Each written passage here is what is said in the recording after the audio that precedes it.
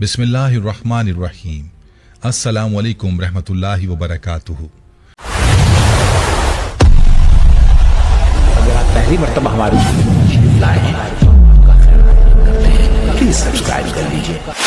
للہ نحمده ونستعینه ونستغفره ونعوذ بالله من شرور انفسنا ومن سیئات اعمالنا، من يهده الله فلا مضل له ومن يضلل فلا هادي له، وأشهد أن لا إله إلا الله وحده لا شريك له، وأشهد أن محمدا عبده ورسوله، يا أيها الذين آمنوا اتقوا الله حق تقاته ولا تموتن إلا وأنتم مسلمون، يا أيها الناس اتقوا ربكم الذي خلقكم من نفس واحدة وخلق منها زوجها وبث منهما رجالا كثيرا ونساء، واتقوا الله الذي تساءلون به والأرحام إن الله كان عليكم رقيبا، يا أيها الذين آمنوا اتقوا الله وقولوا قولا سديدا يصلح لكم أعمالكم ويغفر لكم ذنوبكم، ومن يطع الله ورسوله فقد فاز فوزا عظيما، أما بعد فإن خير الحديث كتاب الله، وخير الهدي هدي محمد صلى الله عليه وسلم، وشر الأمور محدثاتها وكل محدثة بدعة وكل بدعة ضلالة وكل ضلالة في النار۔ أعوذ بالله السميع العليم من الشيطان الرجيم، من همزه ونفخه ونفثه، الذين آمنوا ولم يلبسوا إيمانهم بظلم أولئك لهم الأمن وهم مهتدون۔ وقال تعالى: وما أرسلنا من قبلك من رسول إلا نوحي إليه أنه لا إله إلا أنا فاعبدون۔ وقال إمامنا وقدوتنا ونبينا محمد بن عبد الله صلوات الله وسلامه عليه: من مات لا يشرك بالله شيئا دخل الجنة، ومن مات يشرك بالله شيئا دخل النار۔ سبحانك لا علم لنا إلا ما علمتنا إنك أنت العليم الحكيم۔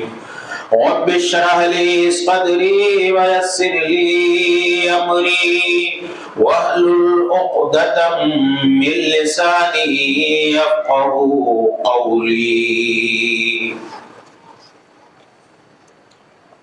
تمام قسم کی حمد و ثنا، عظمت و کبریائی، بڑائی و بزرگی، مدح و ستائش، تسبیح و تمجید خالق کائنات مالک ارض و سماوات اللہ جل شانہ کے لیے لائق اور سزاوار ہے، جو ہمارا، آپ کا، ساری انسانیت کا، تمام مخلوقات عالم کا تن تنہا خالق، مالک، رازق، پالنہار اور پروردگار،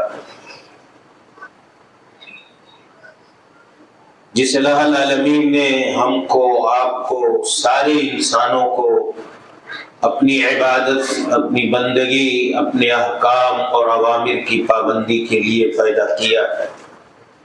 درود و سلام نازل ہو تمام انبیاء کرام اور رسل اعظام پر، بالخصوص نبی آخر الزمان، نبی محترم، رسول معظم، ہادی اعظم، رحمت مجسم، نازش عرب و عجم جناب محمد عربی صلی اللہ علیہ وسلم پر، آپ کے آل و اصحاب پر اور ان تمام لوگوں پر جنہوں نے آپ کے دین، آپ کے راستے، آپ کے طریقے اور لائی ہوئی شریعت کی پیروی کی، سب پر اللہ کی رحمتیں، برکتیں، سعادتیں اور سلامتی نازل ہو، آمین۔ قابل احترام بزرگوں، اسلامی بھائیوں، نوجوان ساتھیوں، عزیزوں، اسلامی رشتے کی ماں اور بہنوں، اللہ تعالی نے دنیا میں انسانوں کو، ہم کو، آپ کو بے شمار اور انگنت نعمتوں سے نوازا ہے۔ اللہ کی نعمتیں لا تعداد اور بے شمار ہیں۔ اگر ہم اللہ کے انعامات اور اللہ کی نوازشوں کو گننا اور شمار کرنا چاہیں تو یہ ہمارے اختیار میں نہیں ہے، اتنی زیادہ بڑی تعداد میں۔ قرآن مقدس میں اللہ جل شانہ نے فرمایا ان تعدوا نعمت اللہ لا تحصوها۔ ایک انسان اگر اللہ کی نعمتوں کو گننا اور شمار کرنا چاہے تو وہ نہیں گن سکتا، لیکن ہمارے ساتھ اللہ کی تمام تر نعمتوں میں ایک سب سے عظیم، گراں قدر اور بیش بہا نعمت، نعمت دین، نعمت اسلام اور نعمت توحید ہے۔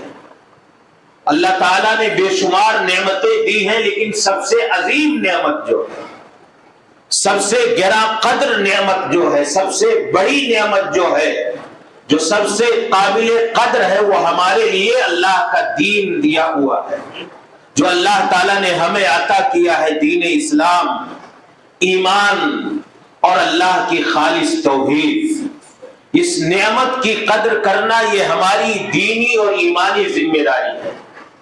اللہ تعالیٰ نے بندوں سے صرف اس بات کا مطالبہ نہیں کیا ہے کہ وہ اللہ کی توحید کا ترانہ پڑھیں، اللہ کی توحید کا اقرار کریں اور اللہ کی توحید کا کلمہ اپنی زبانوں پر اس کا ورد کریں۔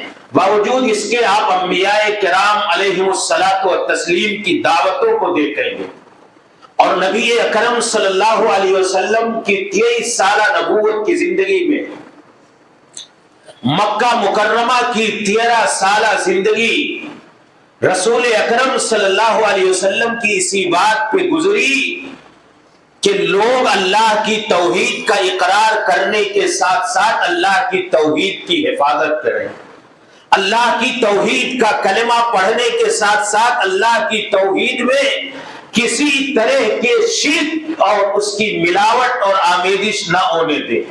یہ انبیاء کرام کی اور خاص طور سے نبی اکرم صلی اللہ علیہ وسلم کی دعوت کا، تمام انبیاء کی دعوتوں کا یہ خلاصہ رہا ہے کہ اللہ تعالیٰ نے صرف یہی بات نہیں کہی ہے، یہ سمجھنے کی چیز ہے، اور ہمارے نوجوانوں اور بزرگوں، ہمارے اور آپ کے لیے غور کرنے کی چیز ہے کہ اللہ تعالیٰ نے صرف اس بات کا ڈیمانڈ نہیں کیا، صرف اس بات کا مطالبہ نہیں کیا کہ انسان اللہ کی عبادت کرے، اللہ واحد کا کلمہ، توحید کا کلمہ، لا الہ الا اللہ کا اقرار کرے، نہیں، اللہ تعالیٰ نے ساتھ ہی ساتھ اس بات کا بھی مطالبہ کیا ہے کہ توحید کے جو اپوزٹ اور ضد میں ہے شرک، وہ بھی اس کی زندگی سے بالکل خارج ہو جائے، نکل جائے، شرک کا ذرہ برابر شائبہ کسی بھی شکل میں ایک مومن اور موحد کی زندگی میں باقی نہ بچے۔ یہ اللہ تعالیٰ کا مطالبہ ہے۔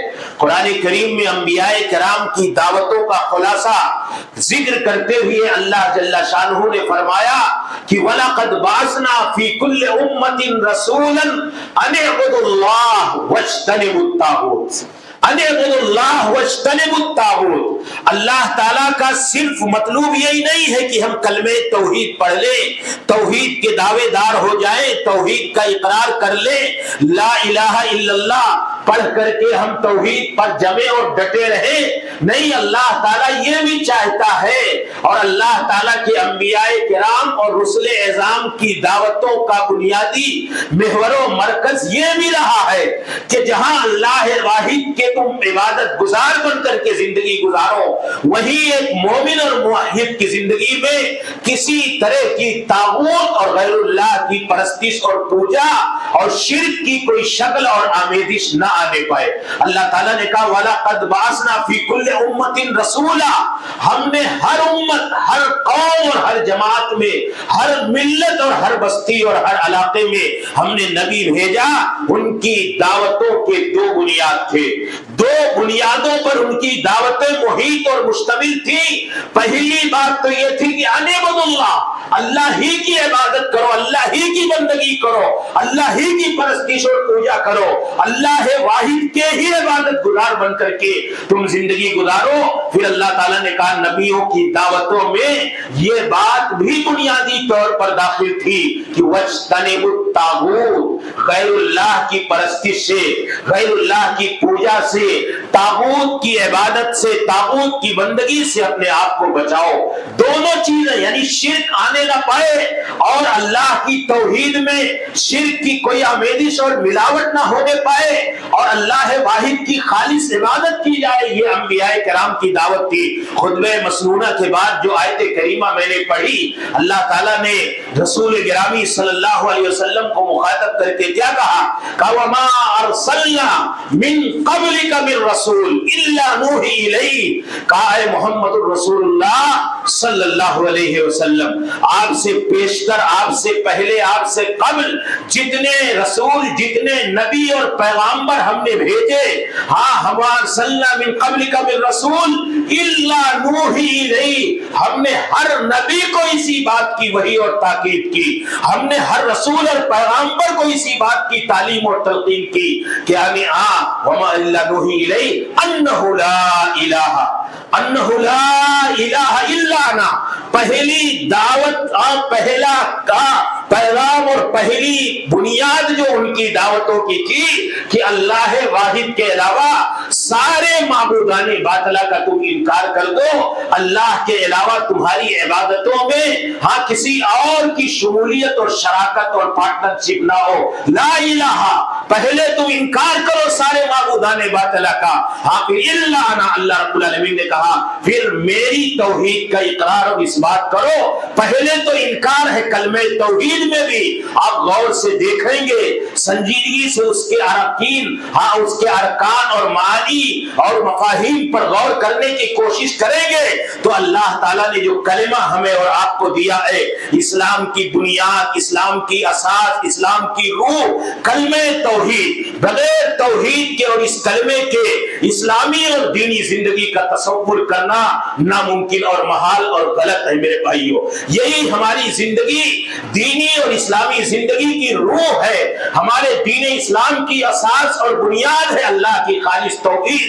تو ہم غور کریں گے تو اس کلمہ توحید میں اللہ تعالیٰ نے جو پیغام دیا، پہلے کیا کہا؟ لا الہ، پہلے انکار کیا جائے، اس کے بعد اس بات اللہ تعالیٰ نے یہ بات کہی وَمَن يَكْفُرْ بِالطَّاغُوتِ وَيُؤْمِن بِاللَّهِ فَقَدِ اسْتَمْسَكَ بِالْعُرْوَةِ الْوُثْقَىٰ، کہ جس نے معبودان باطلہ اور غیر اللہ کی پرستش اور پوجا کا انکار کیا اور اللہ واحد پر، تنہا اللہ پر ایمان لایا، اللہ کی وحدانیت، اللہ کی ربوبیت اور اللہ کی الوہیت کا قائل ہوا اور اللہ رب العالمین کے ساتھ کسی کو شریک اور ساجھی کرنے سے بالکل دور ہو گیا، اللہ تعالیٰ نے کہا کہ اسی نے اصل میں دین اسلام کی حقیقت اور روح کو سمجھنے کی کوشش کی ہے۔ تو جتنے انبیاء کرام آئے، اللہ تعالیٰ نے کہا کہ ہم نے سارے نبیوں کو اسی بات کی وحی کی ہے کہ لا الہ الا انا، میرے علاوہ کوئی بھی عبادت کا حقدار اور مستحق نہیں ہے، اللہ ہی تنہا عبادت کا حقدار ہے۔ تو آپ جب غور کریں گے، میں یہ ساری باتیں اس لیے ذکر کر رہا ہوں کہ اللہ تعالیٰ نے کہا کہ کسی بھی طرح سے توحید کے ساتھ شرک کی آمیزش اور ملاوٹ نہیں ہونی چاہیے مومن کی زندگی میں. کسی بھی طرح سے شرک کا شائبہ دور دور تک اس کی زندگی میں نہیں آنا چاہیے. خطبہ مسنونہ کے بعد جو پہلی آیت کریمہ میں نے پڑھی، اللہ تعالیٰ نے یہی بات کہی ہے ہاں اہل ایمان کے لیے، ہاں اور ان موحدین کے لیے کہ جن کی زندگیوں میں توحید اور ایمان ہے اور ان کی توحید اور ان کے ایمان میں شرک کی آمیزش اور ملاوٹ نہیں ہے. اللہ تعالیٰ نے کہا یہی راہ حق و ہدایت پر ہیں، انہی کے لیے دنیا اور آخرت میں امن و سکون ہے. کہا اگر یہ اپنی توحید کو بچا لے جائے، اپنی توحید کی حفاظت کر لے جائیں، اپنی توحید میں شرک کی آمیزش اور ملاوٹ نہ ہونے دیں تو اللہ تعالیٰ ہاں انہیں کسی حال میں رسوا نہیں کرے گا. انسان اگر اس دنیا میں اللہ کی توحید کی حفاظت کے ساتھ چلا جائے اور اللہ کی توحید پر جمع ہوا اور ڈٹا ہوا ہاں اس دنیا سے کوچ کرے، رخصت کرے، انتقال کرے، وفات پائے تو یہ بہت بڑی سعادت مندی اور خوش بختی کی علامت ہے.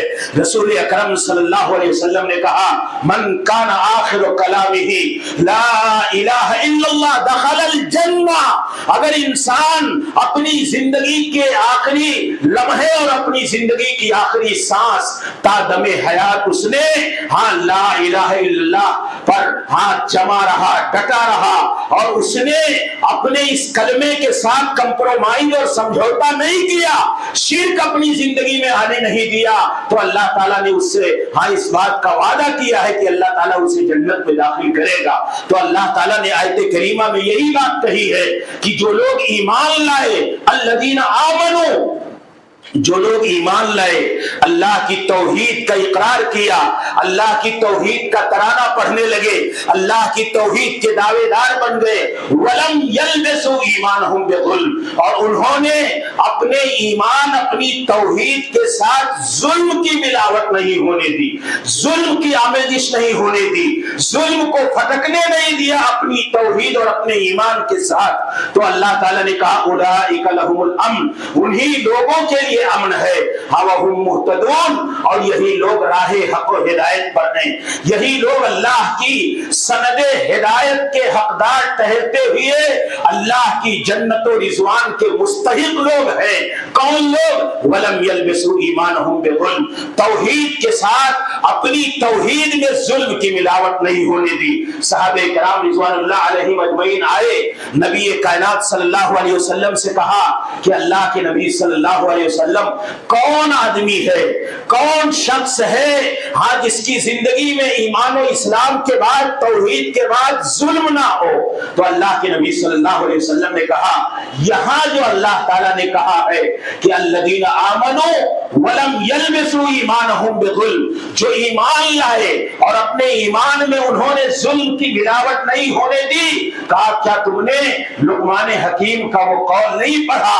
قرآن حکیم میں اللہ تعالیٰ نے ذکر کیا ہے ان الشرک لظلم عظیم، ان الشرک لظلم عظیم، شرک اس دھرتی کا، اس روئے زمین کا اور اس کرۂ ارضی کا اور کائنات ارضی کا سب سے بڑا جرم، سب سے بڑا گناہ، سب سے بھیانک ظلم ہے جو اللہ تعالیٰ نے قرآن کریم میں کہا ہے. تو اللہ کے نبی نے اس آیت کریمہ کی تفسیر میں سمجھاتے ہوئے صحابہ کرام کو بتایا کہ یہاں جو ظلم اللہ تعالیٰ نے کہا وَلَمْ يَلْبِسُوا إِيمَانَهُمْ بِظُلْمٍ، جنہوں نے اپنے ایمان اور اپنی توحید میں ظلم کی ملاوٹ نہیں ہونے دی، یعنی شرک کی ملاوٹ نہیں ہونے دی، ہاں ایسے لوگوں کے لیے امن ہے.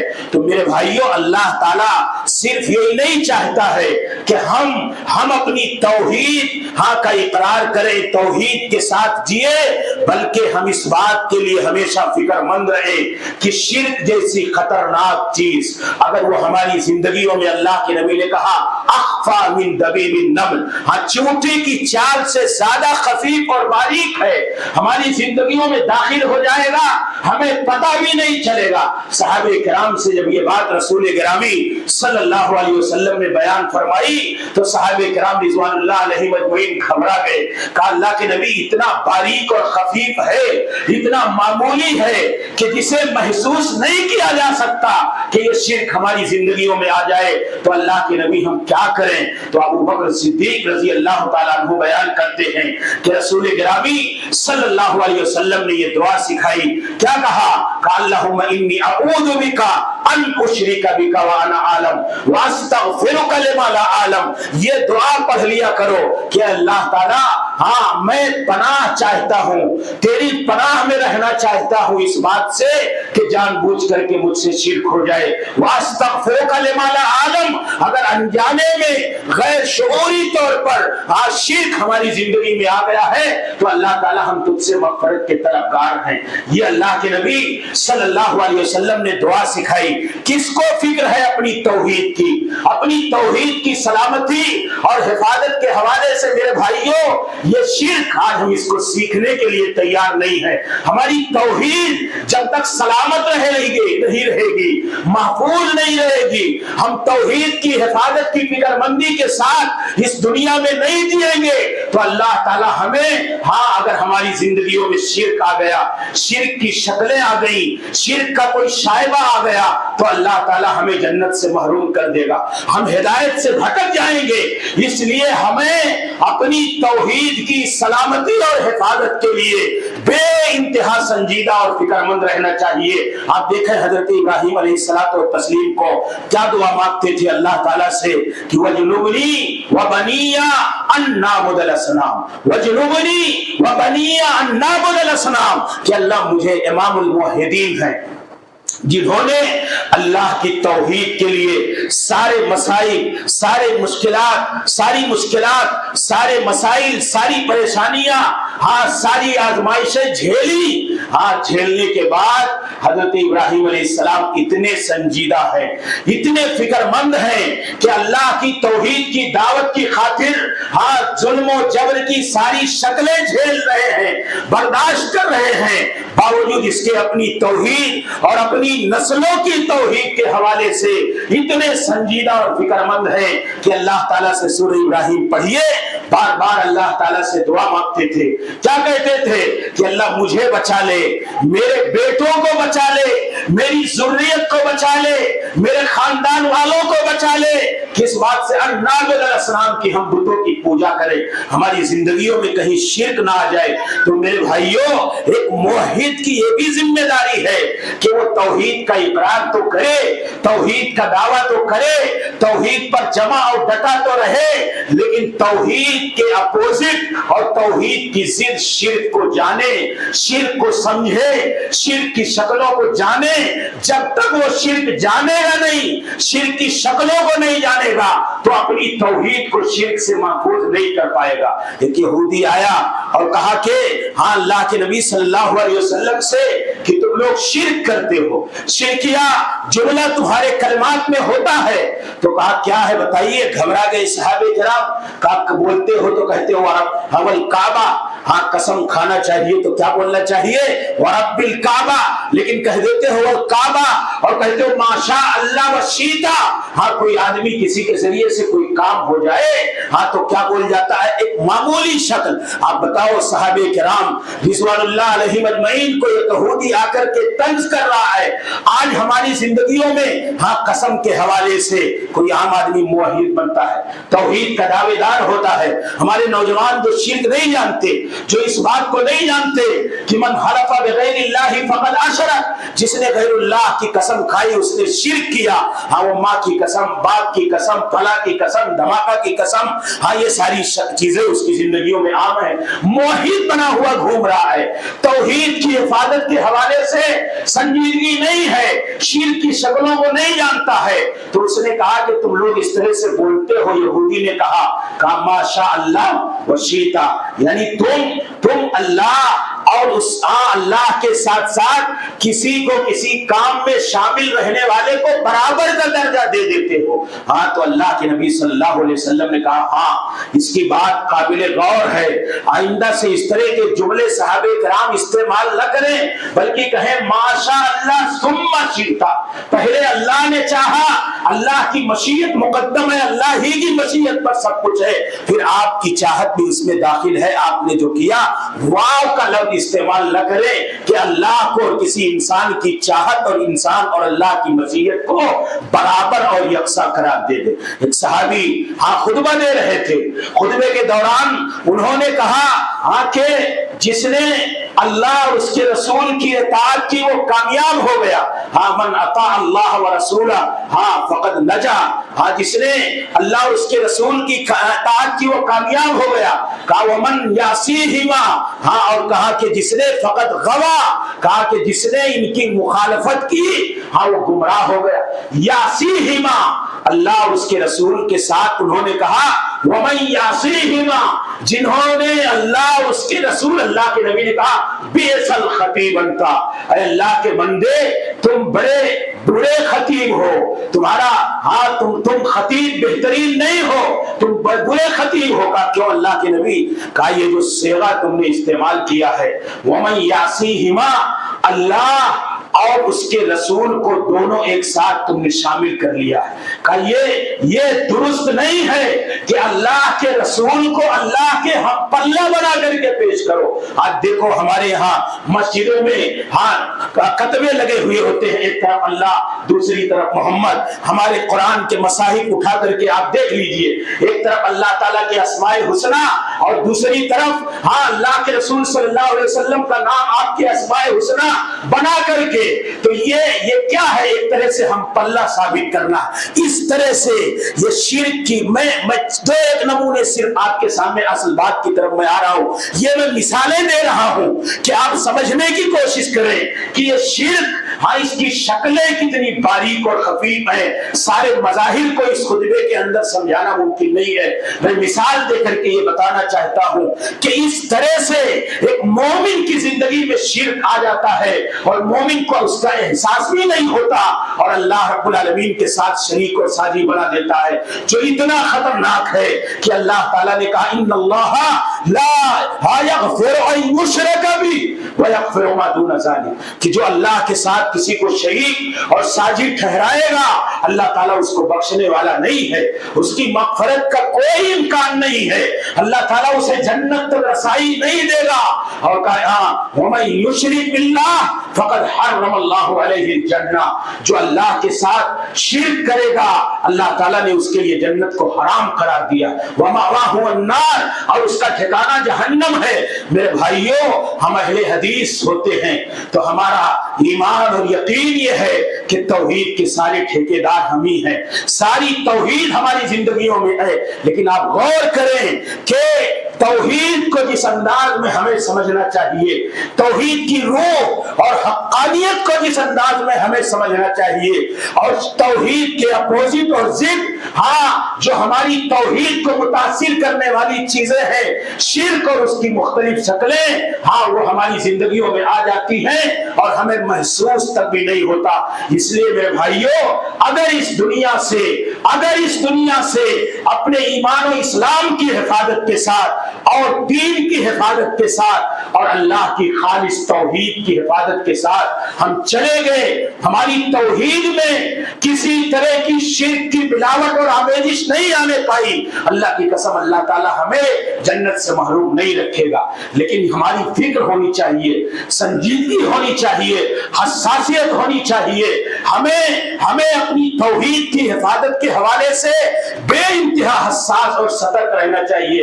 اللہ کے نبی صلی اللہ علیہ وسلم نے کہا کہ انسان اگر ذرہ برابر اس کی زندگی میں شرک نہیں آیا، توحید کا اقرار کر کے اس دنیا سے چلا گیا، تو اللہ تعالیٰ اسے جنت میں داخل کرے گا۔ اور اگر کتنا بڑا مومن ہے، کتنا بڑا مسلم ہے، کتنا بڑا دعوے دار ایمان اور اسلام کا ہے، اگر اس کی زندگی میں شرک کی کوئی شکل داخل ہو گئی تو اللہ تعالیٰ اسے جہنم میں داخل کر دے گا۔ اللہ کے نبی صلی اللہ علیہ وسلم نے کیا کہا؟ من مات لا یشرک باللہ شیئا دخل الجنہ ومن مات یشرک باللہ شیئا دخل النار۔ کہا کہ جو انسان اس حال میں مرے گا کہ اللہ کے ساتھ اس نے کسی کو شریک ٹھہرایا، کسی کو ساجی بنایا، تو اللہ تعالیٰ اس کو जहन्नम में दाखिल कर देगा। वमन मात ला युशरिकु बिल्लाहि शैया, और जो इस हाल में मरेगा कि अपनी तौहीद की हिफाजत के साथ मरा, अपनी तौहीद के साथ शिर्क की मिलावट और आमेजिश नहीं होने दी, अल्लाह के रसूल सल्लल्लाहु अलैहि वसल्लम ने कहा वो इंसान जन्नत में जाएगा। इसलिए मेरे भाइयों, मेरी माँ और बहनों, मेरे बुजुर्गों, ये अल्लाह की बड़ी अजीम नियमत है, बड़ी गिरा कदर दौलत है, बड़ी बेशबहा अल्लाह ताला की तरफ से नियमत है और बड़ा अजीम सरमाया है हमारी जिंदगी का। अल्लाह ताला ने जो हमें तौहीद की शक्ल में दिया है, हमें दुनिया की सारी चीजें मुतासिर हो जाए चलेगा, हम दुनिया की सारी चीजों में हाँ समझौता कर ले चलेगा, लेकिन जिंदगी के किसी मोड़ और किसी हमें अपनी तौहीद के साथ समझौता नहीं करना चाहिए। अल्लाह के रसूल सल्लल्लाहु अलैहि वसल्लम ने एक हदीस कुदसी है, लंबी है, इमाम तिरमिज़ी रहमतुल्लाह अलैह ने रिवायत की अनस इब्न मालिक रज़ी अल्लाह तआला अन्हु से, कहा मेरा बंदा, मेरा एक डिमांड है, मेरा एक मुतालबा है कि मेरे बंदे तो कुछ भी करके चले आ, लेकिन अगर शिर्क नहीं किया, अपनी तौहीद को महफूज लेकर के चले आया, अपनी तौहीद के साथ शिर्क की मिलावट और आमेजिश नहीं होने दी, तो अल्लाह ताला कहता है मैं तुझे मग़फ़िरत का परवाना अता फरमा दूंगा। अल्लाह के रसूल सल्लल्लाहु अलैहि वसल्लम ने कहा, यक़ूलुल्लाहु तबारक व तआला, अल्लाह ताला कहता है, यब्न आदम लौ अतैतनी बिक़ुराबिल अर्दि खताया सुम्मा लक़ीतनी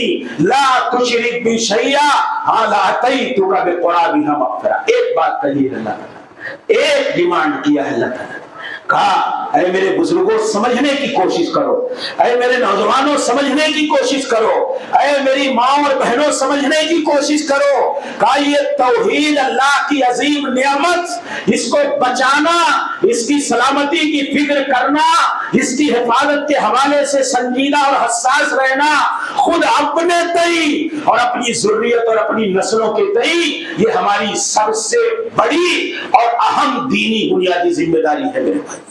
अल्लाह ताला कहता है, अल्लाह के नबी सल्लल्लाहु अलैहि वसल्लम ने फरमाया, यब्न आदमा, ऐ अल्लाह के बंदे, ऐ इब्ने आदम लौ अतैतनी बिक़ुराबिल अर्ज़ि खताया, अगर तू जमीन के बराबर गुनाह लेकर के आए, सुम्मा लक़ीतनी, मुझसे मुलाकात करे, फिर अल्लाह ताला ने क्या कहा इस हाल में कि ला तुशरिक बि शैया, ला तुशरिक बि शैया, तेरे वो काबिले माफी गुनाह जो अल्लाह की तरफ से माफी के काबिल हैं, जमीन के बराबर हो, लेकिन अपनी तौहीद तू बचा करके लेके चले आना, ला तुशरिक बि शैया, अपनी जिंदगी में तूने किसी को शरीक और साझी ना बनाया हो, ला अतैतुका बिक़ुराबिहा मग़फ़िरा, हाँ मैं तुझे हाँ उसी जमीन के बराबर अपनी तरफ से मग़फ़िरत और बख्शिश अता फरमाऊंगा। ये अल्लाह का वादा है, किस बात पर? तौहीद की हिफाजत पर। आज छोटी छोटी बातों पर हाँ हमारी माएँ और बहनें, हमारे अहले हदीस भाई, हाँ हम लोग कहीं भी किसी झाड़ फूट तावीज गंडा बनाने वाले के पास हाँ ये सोचते हैं कि हमारे हदीस ऐसा नहीं होता है। हाँ हमारी माएँ और बहनें क्या आमिलों के पास, जादूगरों के पास, दुआ करने वाले, तावीज गंडा बनाने वालों के पास नहीं जाती है क्या? थोड़ी थोड़ी सी बात पर, थोड़ी थोड़ी सी आजमाइश पर, ये क्या है?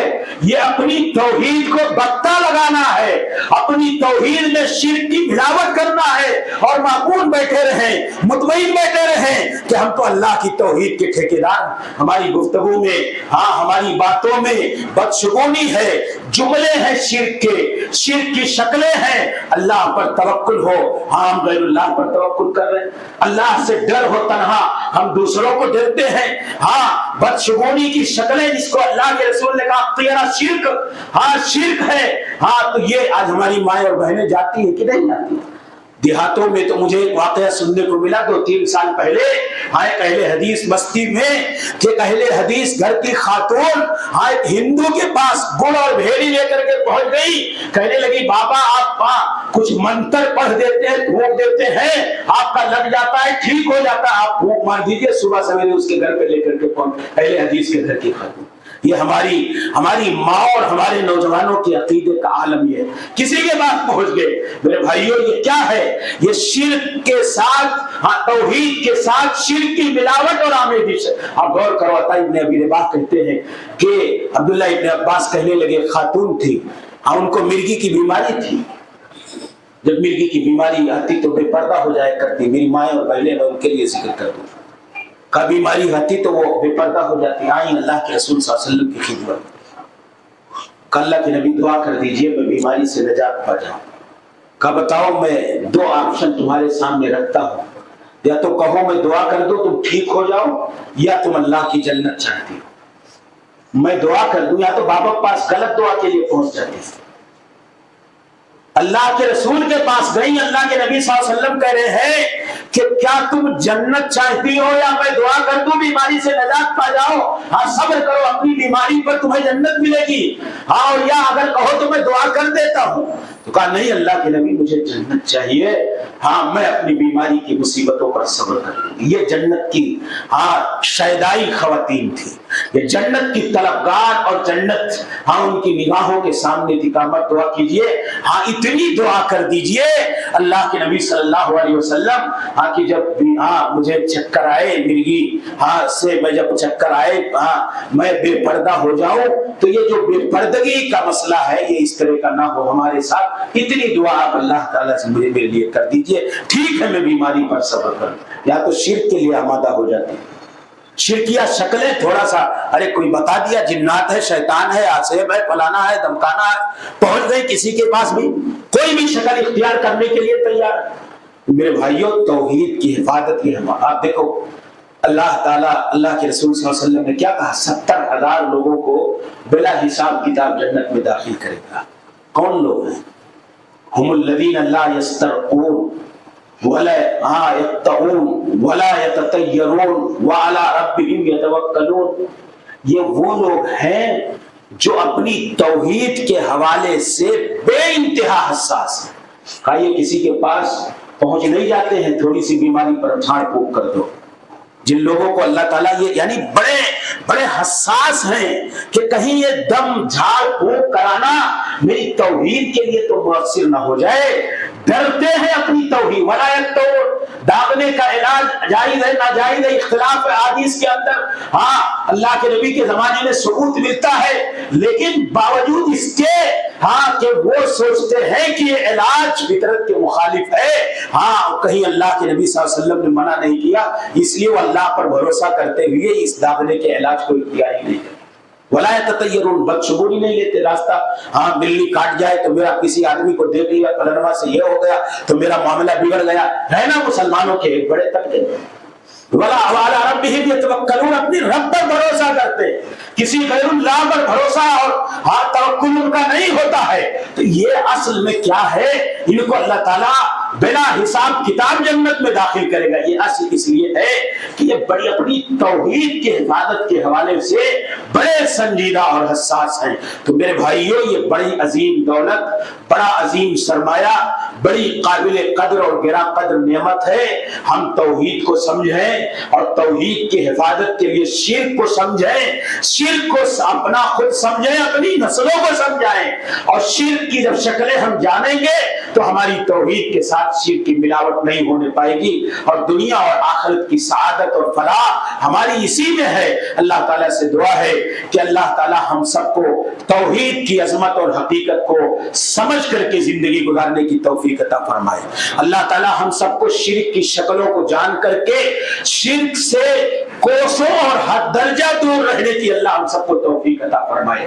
اللہ تعالیٰ ہمیں شرک سے حد درجہ بچنے کی توفیق عطا فرمائے. دنیا جہان میں جہاں کہیں مسلمان مجبور مقہور ہیں، اے اللہ تو اسلام اور مسلمانوں کی مدد فرما.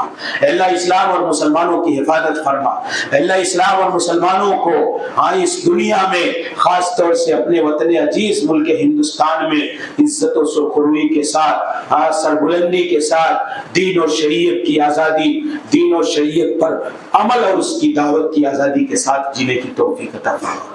اللہ رب العالمین جو بھی جہاں بھی کہیں مظلوم ہے مقہور ہے، اللہ تمام مسلمانوں کی مدد فرما. اللہ اسلام اور مسلمانوں کی حفاظت فرما. اللہ رب العالمین ہمیں بخش دے. ہمارے والدین کو بخش دے اور تمام اہل ایمان کو بخش دے یا اللہ خاتمہ ہو تو ایمان اور اسلام پر ہو، موت آئے تو توحید اور سنت پر آئے، آمین وآخر دعوانا الحمدللہ رب العالمین، استغفر اللہ لی ولکم ولسائر المسلمین۔ کرتے ہیں کہ آپ کو ہماری آج کی یہ ویڈیو ضرور پسند آئی ہوگی۔